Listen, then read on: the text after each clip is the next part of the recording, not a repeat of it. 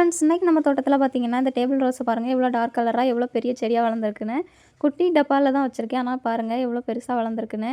அதுக்குள்ளேயே பாருங்கள் இன்னொரு கலரில் ஆரஞ்சு கலரும் பிங்க் கலரும் சேர்ந்த போல் ஒரு அடுக்கு டைப்பும் வளர்ந்துருக்கு.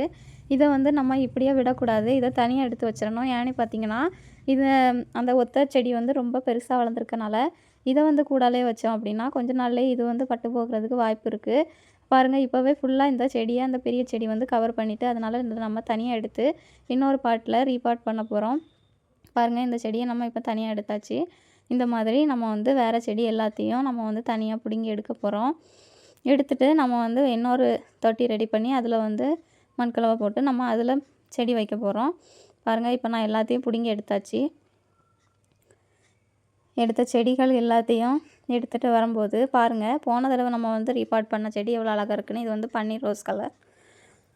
பாருங்கள் மண்கலவை எப்பவும் பார்த்திங்கன்னா ரொம்ப ஈரமாகவும் இல்லாமல் காஞ்ச மாதிரியும் இல்லாமல் இந்த மாதிரி உதிரி உதிரியாக இருக்கணும். அதுதான் கரெக்டான பதம்.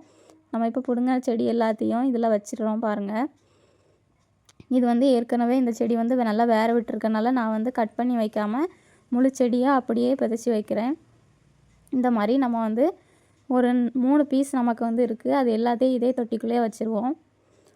எப்போவுமே டேபிள் ரோஸ் வந்து ஒரு தொட்டிக்குள்ளே ஒரு கலர் வச்சிங்கன்னா ரொம்பவே அழகாக இருக்கும். எல்லாத்தையும் ஒரே இடத்துல வைக்காமல் இந்த மாதிரி செப்பரேட் பண்ணி வைங்க. பாருங்கள் இப்போ நம்ம செடியை வச்சாச்சு. இனி பார்த்திங்கன்னா இதில் கொஞ்சம் உரம் போட போகிறோம். தொழு உரம் போடுறேன்.